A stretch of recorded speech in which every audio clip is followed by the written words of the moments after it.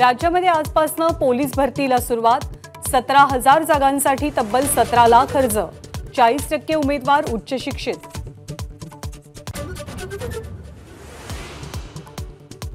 शिक्षकांच्या जिल्हांतर्गत बदल्या पुन्हा ऑनलाईनच होणार। दुर्गम भागात काम करणाऱ्या जिल्हा परिषदेच्या शिक्षकांना न्याय मिळणार।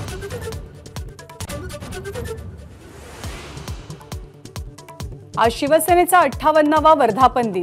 शिंदेंचा वर्धापन दिन मुंबईमध्ये वरळीच्या डोम इथे, तर ठाकरेंच्या शिवसेनेचा वर्धापन दिवस षण्मुखानंद सभागृहात।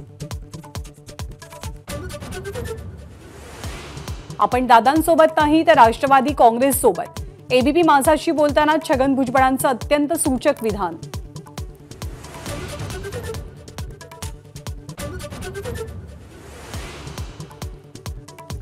कोणत्याही पक्षात जाणार नाही, कोणत्याही नेत्याला भेटलेलो नाही। नाराजीच्या चर्चेसंदर्भात छगन भुजबळांची एबीपी माझाला एक्सक्लुझिव्ह माहिती।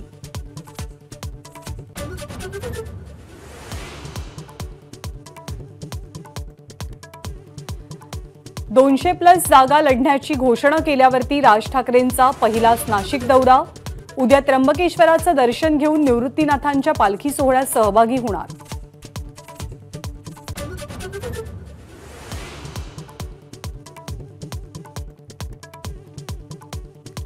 ओबीसी नेते लक्ष्मण हाकेंच्या आंदोलनाचा आजचा 7वा दिवस। विरोधी पक्षनेते विजय वडेट्टीवार आणि जितेंद्र आव्हाड भेट घेणार, तर प्रकाश आंबेडकरही भेटण्याची शक्यता।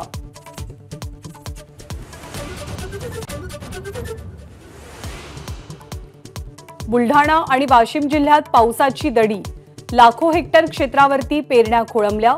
काही भागात स्प्रिंकलर्सनं पाणी देण्याची वेळ।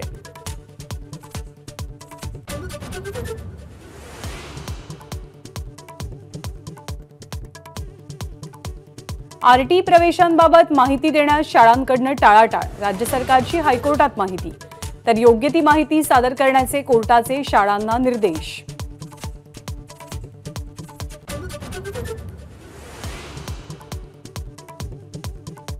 LIC मेट्रो सिटीजमधल्या मालमत्ता विकणार असल्याची चर्चा। LICचा मात्र नकार। मालमत्ता विकून कोट्यवधींचा निधी उभारला जाण्याची शक्यता।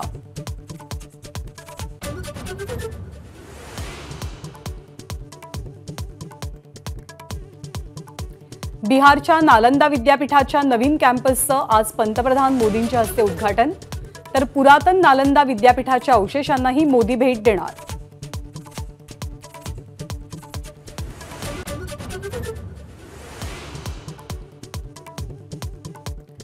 पंतप्रधान मोदींच्या अध्यक्षतेखाली आज केंद्रीय मंत्रिमंडळाची बैठक। रब्बी हंगामासाठी हमीभाव वाढवण्याच्या निर्णयाचीही शक्यता।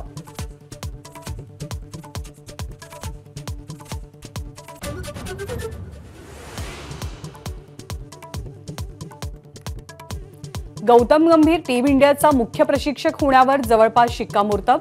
औपचारिक घोषणा फक्त बाकी। एबीपी माझा, उघडा डोळे बघा नीट।